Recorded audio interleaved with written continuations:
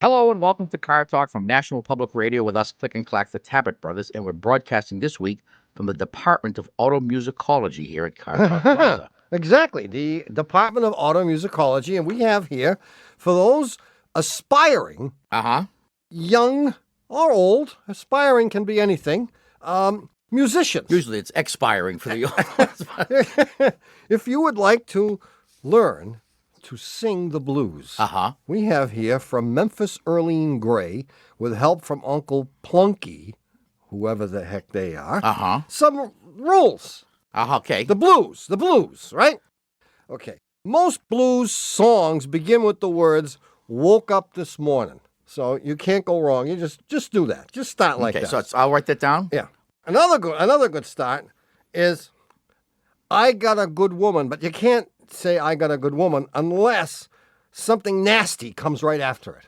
Like, I got a good woman with the meanest dog in town. Something like that. And then from then on, it says blues are simple.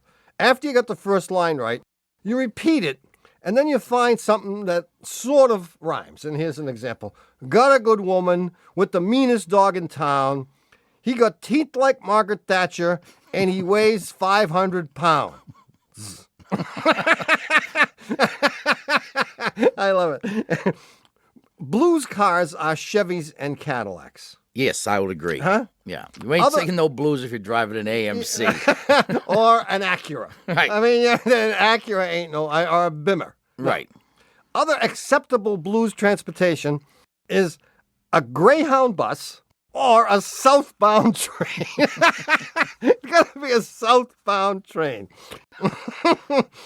The following colors should not be alluded to in the blues: beige and mauve. No, you can't wear anything that's beige or mauve. You have the right to sing the blues if A, your first name is like a southern state, like Georgia. Right. Then you can sing the blues. B, you're blind. If you've ever shot a man in Memphis, then you can sing the blues. You cannot sing the blues if A, you were once blind, but now you can see. No. That would disqualify you immediately. You're disqualified. Or you have a trust fund. Okay, some blues names that are acceptable for women are Sadie, Big Mama, and Bessie. See, you can just see it all happening, man. I see it. I like that name for myself, Big Mama Ray. Big Mama Ray. Bessie Ray is good. Persons with names like Sierra or Sequoia will not be permitted to sing the blues no matter how many men they shoot in Memphis. I love it.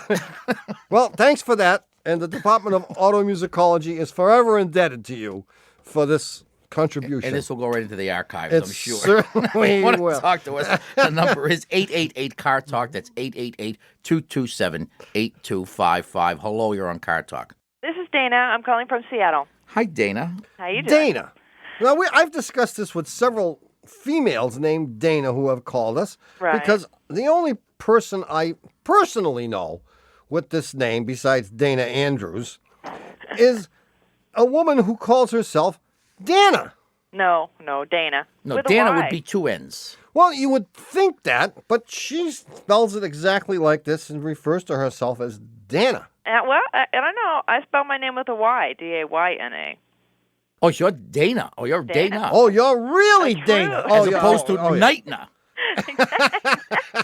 Exactly. Yeah. Oh, okay. You are definitely a Dana. That's right. So what's up?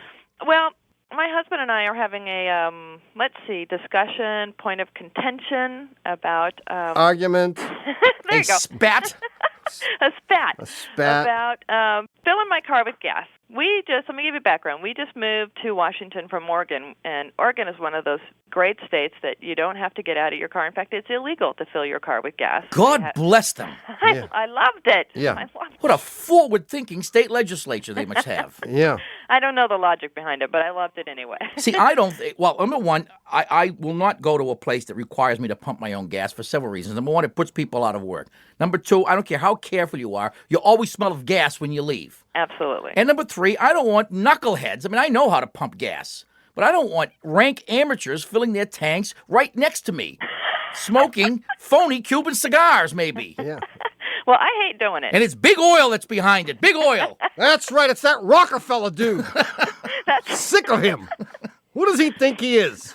So anyway, So here's the problem. Yeah. I hate doing it. So when my husband and I are out together, he likes to do it. So he hops out of the car when we go to the gas station. However, he also likes to top off the tank. Oh, another one of those. he's not a burper, is he? No, Well, there are some burpers. no, he's not. So when he hops out, he gasses up, he tops it off. Almost 99% of the time, when he tops off, gas goes all over the side of my car. So I have He's one of the knuckleheads. Yeah, he is. slap the man. So I have requested, honey, please don't top off my car. I don't care if I'm short that half gallon. It really doesn't make any difference. Why don't we even not do that? But, we can't do it. So last time, in fact, he topped it off to the point where he got, gas all over his clothes. And Good. Good. Yeah. Oh, yeah. The whole 9 yards. Yeah, he deserved it. And then we had a big fight because there was gas on the side of my car, and I had heard somewhere that gasoline is not good for your paint. So I thought I could resolve all of this disputing by asking whether or not it really is bad for your car, and if it's not, then no big deal. Well, it isn't bad for your paint. It's not. No, not really. In their wisdom, they did design a paint that can withstand gas spills. I because it can happens attest to frequently. this because my car has a fill tube which requires that you spill gas all over the car. And the paint in that section of the car is really better than it is You're anywhere trying else. to- There's a little sign that says "Spill gas here." No, how come? Now, this is what I'm confused about. Because I took the car through the car wash to get rid of the gas that was on the side of the car. Yeah.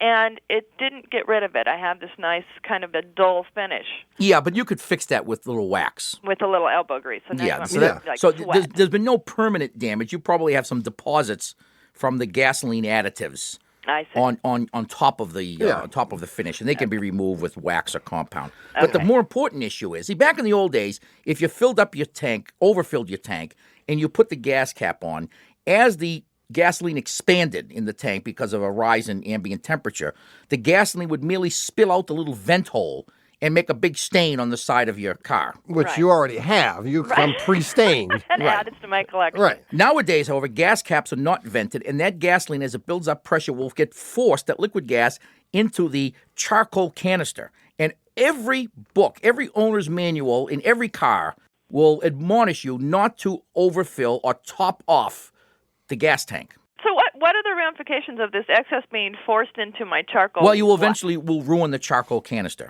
Well, whose purpose what is is the point of the charcoal canister? The point is, when the gasoline begins to expand and produces vapors, they are absorbed by the charcoal in this canister, and they don't escape to the atmosphere. Okay, but if you get the thing full of liquid gasoline, you will ruin the effectiveness of the canister, and you'll be polluting the entire state of Washington. Yeah. In the Which old I days, don't that want. those vapors, as well as the liquid gas when it spilled out, just went into the atmosphere, and as part of our never-ending battle with the ecology to save it, at least to some extent, no longer can it spill out, nor can the vapors be allowed to escape. I see. So they get trapped by this canister. So I would then need to be replacing the canister frequently. Yes. Yeah. At considerable expense. Really? How much? This Oh, is good. maybe thousands. I mean, Thousands? who knows? Might be So you can use the 45, economic 50,000. approach with your husband. You can use the technical approach. You could use the ecological approach. or the dope slap Or approach. you could simply go to our website, cars.com, and find the dope slap and send a little message. I am hereby sending you a dope slap from Tom and Ray because you are a moron. Okay, I'm going to do that. All of P.S. these approaches. I love you. Make sure you tell them that Right. you love them. I still love you. I love you anyway. I love you. No, don't say anyway. That's not good. Okay, still. Still, I love you still. Great. Well, thank you for your help. See you, Dana. Take care. Bye, Dana. Bye-bye. Okay, now before we give the answer to last week's puzzle, we have to pause. What? Are we giving thanks? Yes, we're giving thanks that at least one of us has enough brain cells to remember last week's puzzler. We'll be back in a minute.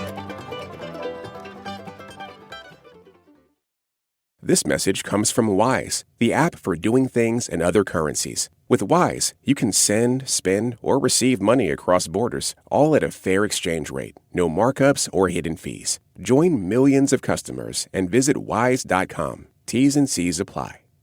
This is Ira Glass of This American Life. Each week on our show, we choose a theme, tell different stories on that theme. All right, I'm just going to stop right there. You're listening to an NPR podcast. Chances are you know our show. So instead, I'm going to tell you, we've just been on a run of really good shows lately. Some big, epic, emotional stories, and some weird, funny stuff, too. Download us, This American Life. These days, there is a lot of news. It can be hard to keep up with what it means for you, your family, and your community. Consider This from NPR as a podcast that helps you make sense of the news. 6 days a week, we bring you a deep dive on a story and provide the context, the backstory, and analysis you need to understand our rapidly changing world. Listen to the Consider This podcast from NPR. Do you ever look at political headlines and go, huh? Well, that's exactly why the NPR Politics Podcast exists. We're experts, not just on politics, but in making politics make sense. Every episode, we decode everything that happened in Washington and help you figure out what it all means. Give politics a chance with the NPR Politics Podcast, available wherever you get your podcasts. Hi, we're back. You're listening to Car Talk with us, Click and Clack, the Tappert Brothers, and here is the answer to last week's puzzler. Yeah. Did that dope slap I gave you jog your memory? Not a thing. Did it injure your brain cell? I mean, after all, it's sloshing around in there. Tell the truth. Do you actually remember the puzzler every week, or do you have to look up your little notes there? I see you got little notes. I refer to my notes so that I don't misstate anything, so that the restatement of the puzzler But when is you exactly walked the into same. the studio, if I had said to you, what was last week's puzzle, you'd have it, huh? There you go. I'm going to try that next time. Well, if we ever do another show, I'm going to ask you. Okay, here it is. Yeah. A struggling young art history major / waitress is working in New York City around Christmas time, and she finds herself in difficult straits. After all, she's just traveled home and bought presents and the whole bit, and she returns to her little room and in the rooming house and realizes that she can't pay the rent for the month of January. So she approaches the landlord with the following proposition. She says, look, I don't have any money to pay you the month of January's rent. Oh, the bracelet one! Very good. Took a long time. You were close. Bracelet for the neck. A bracelet on the neck, yeah. Anyway, she says, but I can give you a link of my gold necklace for every day that the rent is late. As luck would have it, there are 31 days in January, and her necklace has what? 31 links. 28 links. Okay. 31 links. And he says, let me look at the thing, will you? He looks at it, verifies that it's authentic 18-karat gold, and he says, you got a deal. At the end of the month, when you give me the dough, I'll give you back all the pieces. Okay. Now, obviously, she could cut the necklace into 31 pieces, and every day she'd give him one piece. But then at the end of the month, she'd have to have the necklace repaired by a jeweler, which would cost probably a month's rent. So she wants to make as few cuts as possible to this necklace. So what she's going to do is day one, she's going to cut off one link and give it to the guy. Now, she could cut another link off and give him the second link on the second day, but she decides to cut off two and give him that pair of links. You see? Sure, and he's going to give her back the one that she gave him yesterday. Take one back. So he's going to have two. Then the third day, she gives him... Doesn't have to do any cuts. She gives him the one back. He keeps the two and the one. He's got three. There you go. Okay, now so what? now you get the idea? I got the idea. So she doesn't have to cut anything off for the third day. I mean, she's got two and one, and you get that figured out. Okay? Yeah. So the question is very simply, what is the fewest number of pieces that she can cut the chain into in order to pay for 31 days? And what are the lengths of those various pieces? Now, we already know she needs one for day one, right? Two. And she needs two. What else does she need? Well, it turns out that every integer can be expressed as the sum of powers of 2, right? Yeah. And between 1 and 31, how many powers of 2 are there? There are 4, plus the fifth one.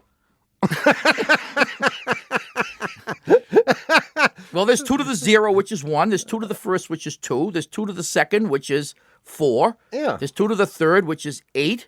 And there's 2 to the fourth, which is 16. And then 2 to the fifth is 32, but just need 32 pieces. So I just said there's 4 plus the fifth one, which would be 32. So how many pieces does the chain have to be cut 4. into? 5. But 4's close enough. If you're not really paying attention, 4's good. Yeah, I mean, she might come into money around the 18th of the month. You never know.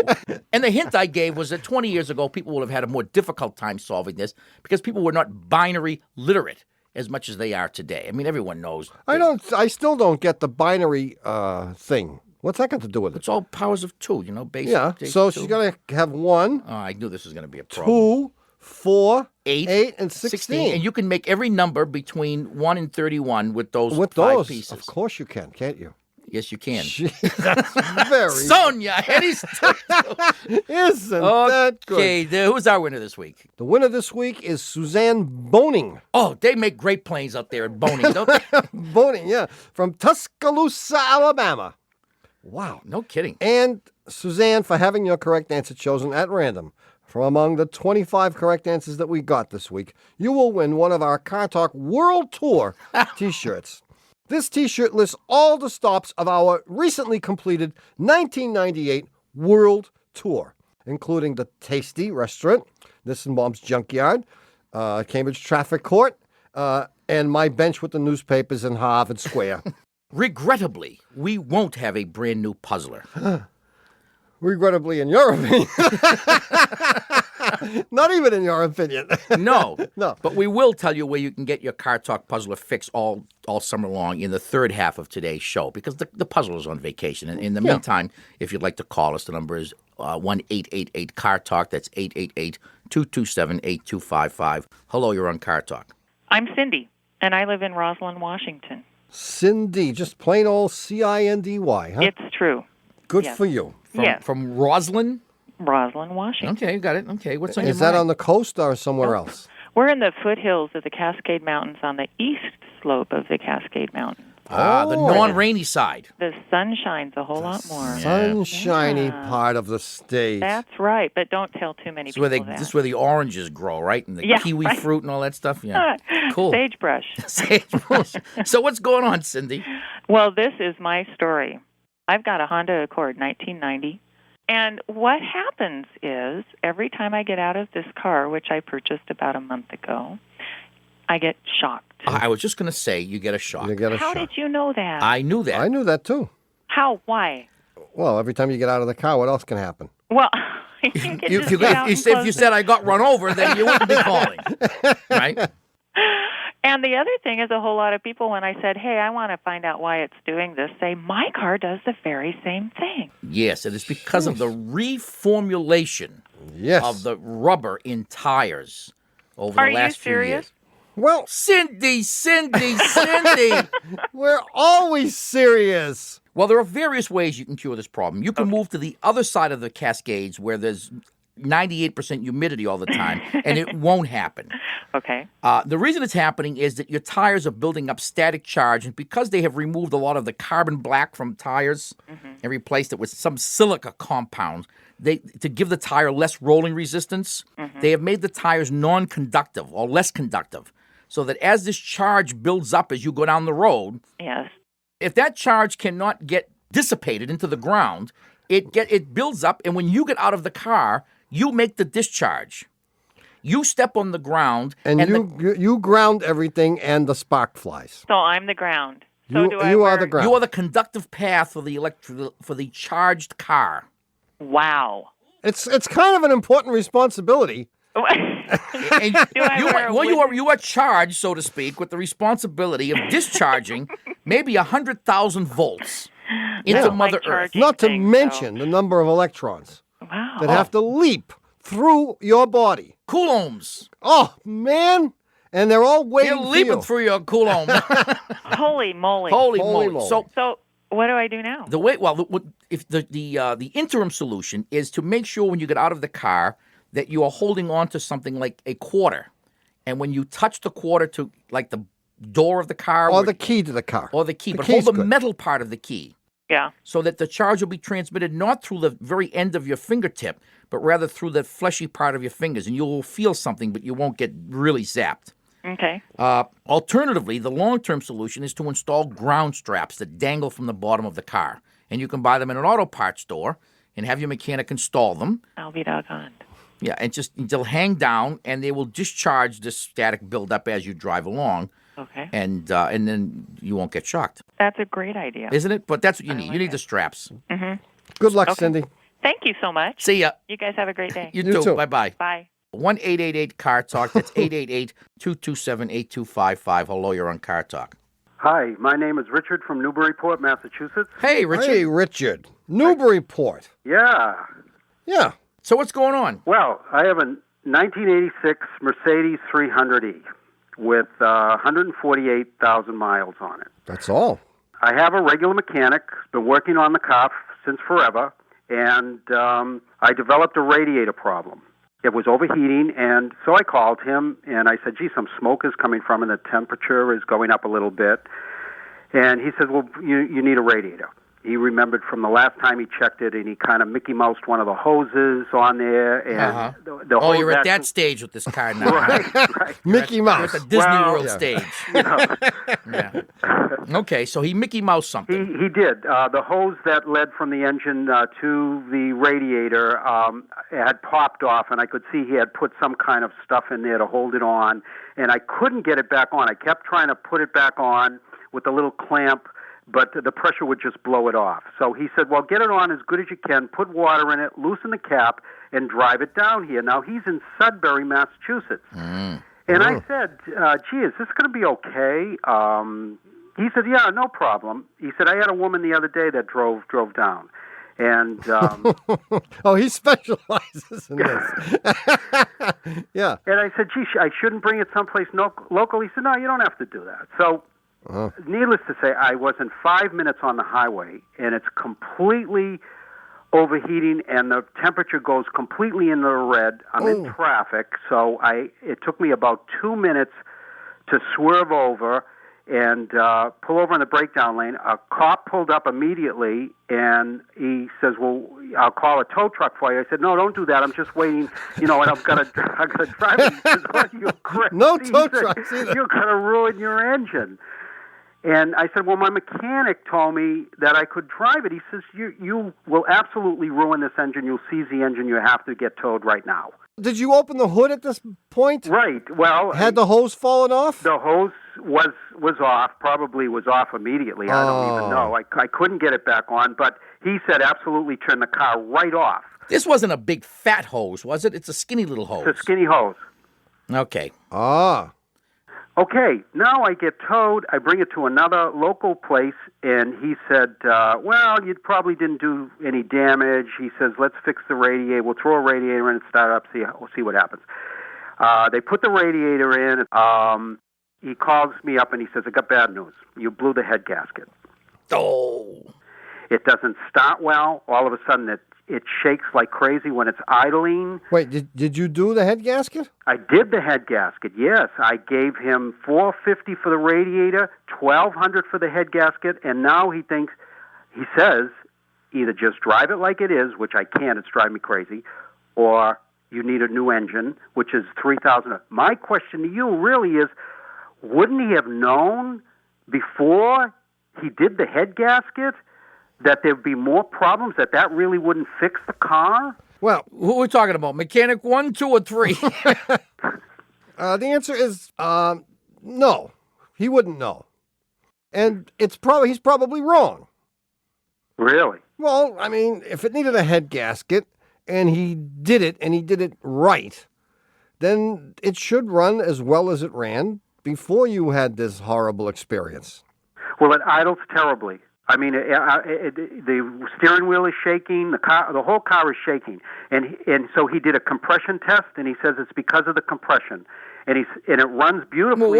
But when he took the cylinder head off and sent it out to the machine shop, right. they should have done a valve job on it. I mean, for this kind of money, he didn't just do the head gasket. That's what he said. That's all. Oh, they did. They grinded down something. If they ground down the valves, Yeah. then you should have great compression unless you melted the rings, which is unlikely. Well, he said I did more damage. He says, gee, you did more damage than we thought. No, I think he did more damage by putting the thing together wrong. Oh, really? So I think you should take it to an author. Gird your loins, Richard. You're going to take this to an authorized Mercedes dealer. Oh, no, don't let him do that. Yeah, I mean, if nothing else, get the second opinion at the dealership. Okay. You don't have to have the work done. You got very bad advice from mechanic number one. He was completely wrong. Completely wrong. And I'll tell you what tainted his sensibility. You. Why? Because he knew you were a cheapskate. Because you were a cheapskate. He knew you were a cheapskate and you were trying to save every possible penny. And he knew if he had said tow it here from Newburyport to Sudbury, you would have said, that's going to cost me $100. Oh, I wouldn't have because I have AAA plus. Then why didn't you tow it, you knucklehead? Well, Because the mechanic told him to drive it. He never mentioned towing. Yeah, no, he was wrong. You know, I'm a hairstylist. I'm not a mechanic. You guys got any hair? Can I help you out? Oh, Richard, believe me. We could do a swap that would knock your socks off. Beautiful. We'll give you 3 engines. If you can do anything for my brother, we'll give you 3 engines. We'll talk off the air. We'll talk off the No, air. let's talk right now. This is serious. Yeah. I mean, my sense is that he put the head on wrong, or the machine shop messed up when they did the valve job. I see. So you've got to go someplace where they can check that and see what's wrong, because you should not have lousy compression. There is no way that you could have lousy compression. Okay. Good luck, Richard. Thank you. Bye. Boy, life is hard, isn't it? Yeah, it is. Poor Richard. All right, it's time to take another short break. What, are we giving thanks again? What, for the new puzzler? No, we're giving thanks that there is no new puzzler. But lots of old puzzlers I'll explain in a minute. With a major shift in our politics underway in this country, 1A is drilling down on what's at stake for you and our democracy. In our weekly series, If You Can Keep It, we put these changes into focus and answer your questions about the impact of the Trump administration on the U.S. Join us every Monday for If You Can Keep It on the 1A podcast from NPR and WAMU. Keeping up with the news can feel like a 24-hour job. Luckily, it is our job. Every hour on the NPR News Now podcast, we take the latest, most important stories happening, and we package them into 5-minute episodes so you can easily squeeze them in between meetings and on your way to that thing. Listen to the NPR News Now podcast. Now. On the Planet Money podcast, the economic world we've been living in for decades was built on some basic assumptions. But the people who built that world are long gone. And right now, those assumptions are kind of up in the air, like the dollar as the reserve currency. Is that era over? If so, what could replace it? And what does that mean for the rest of us? Listen to the Planet Money podcast from NPR wherever you get your podcasts. Hi, it's Terry Gross, host of Fresh Air. Hey, take a break from the 24-hour news cycle with us and listen to long-form interviews with your favorite authors, actors, filmmakers, comedians, and musicians, the people making the art that nourishes us and speaks to our times. So listen to the Fresh Air podcast from NPR and WHYY.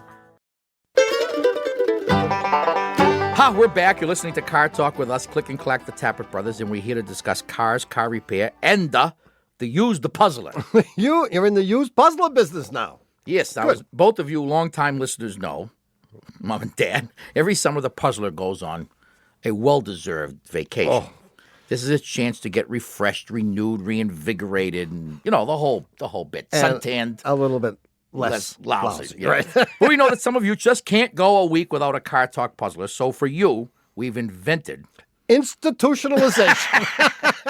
No, We're going to lock you up for the next 8 weeks. How many weeks off does the puzzler get? Like 8 weeks? We don't really know. We don't know. No, when it comes back, it comes back. It just kind of shows up. Just shows up. Yeah. And no, for those of you that really need a puzzle, we have our classic puzzle archive. Every week that the puzzler is on vacation, we'll post a classic Car Talk puzzler on our website. And you get there, and you see a big thing that says, click here, wacko. Right. And there you are. And when you get there, then you can find the puzzle archives, puzzler archives, and you can find this week's puzzle in the puzzler archives. Okay. All right. See, that was more fun than giving a puzzler, wasn't it? Yeah, and if incidentally you have a puzzler that you think we might use for the next season, you can, of course, email us from the Car Talk section of cars.com.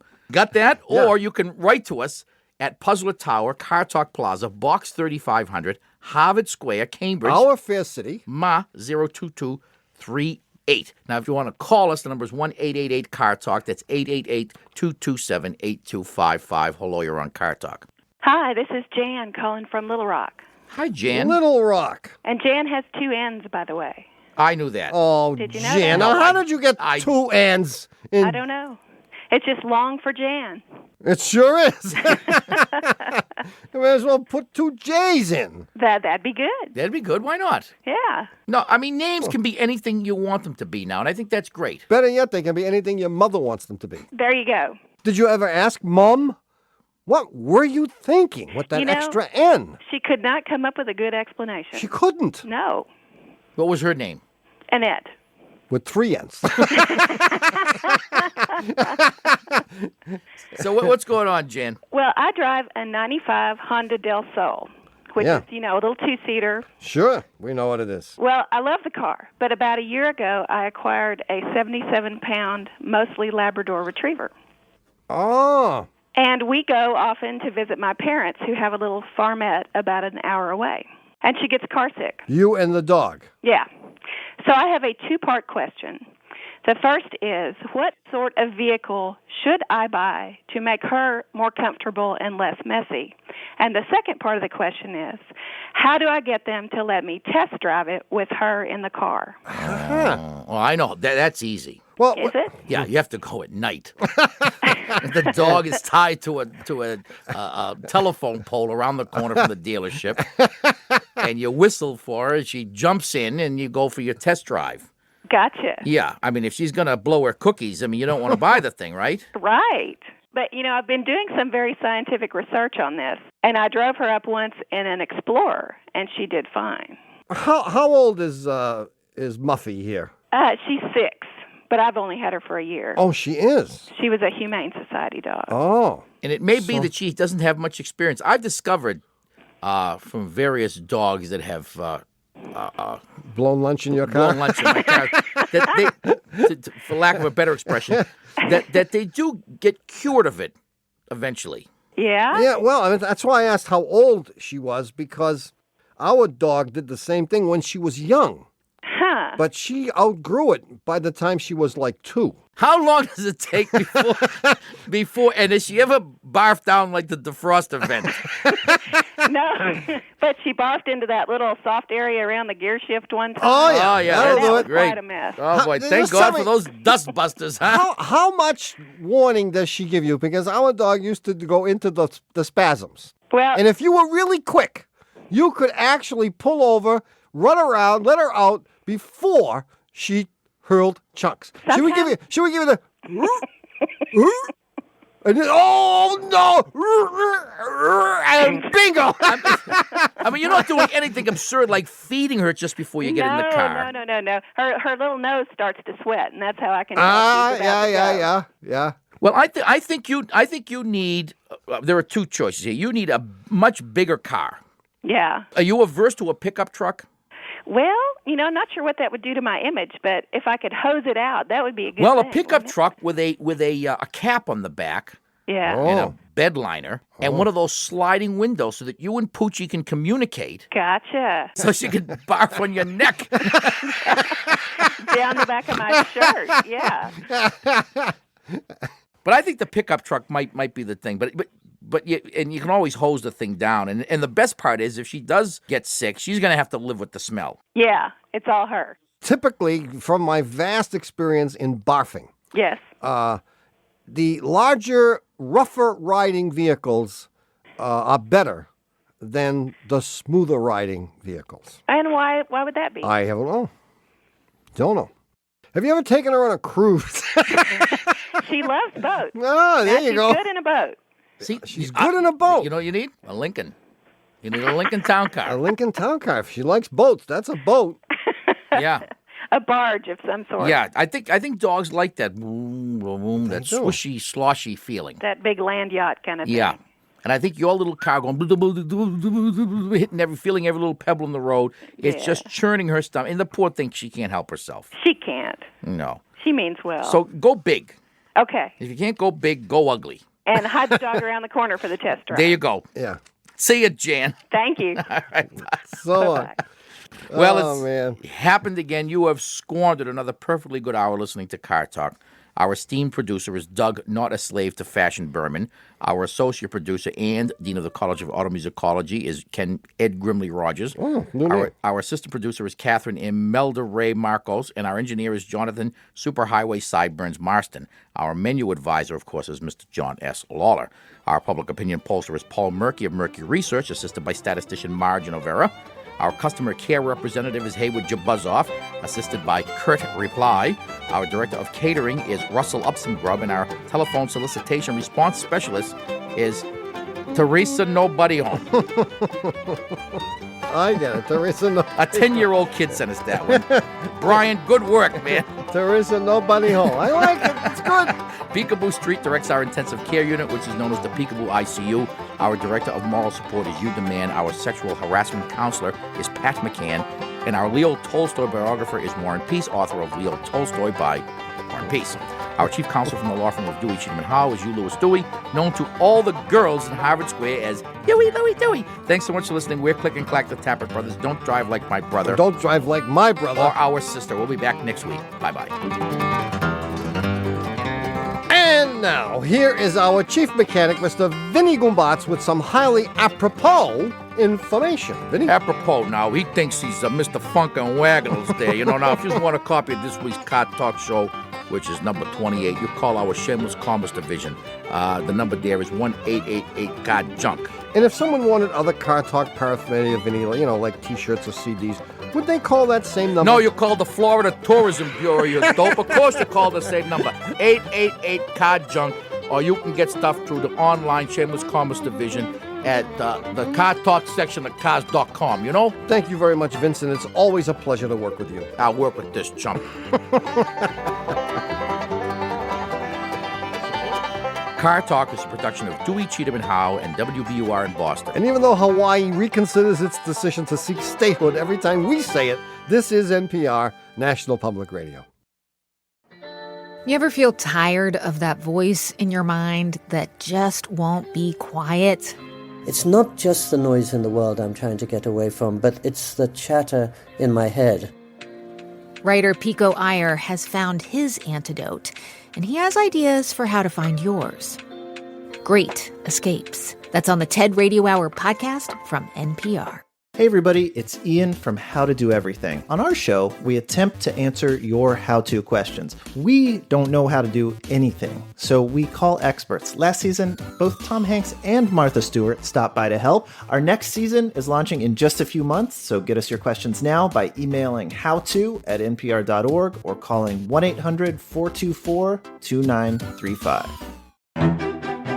Is it wrong to ask how much money someone makes on the first date? A lot of people are undervalued stocks. And if you see the potential, you could reap the reward. You got your ROI, your return on investment. I love how romantic this conversation sounds.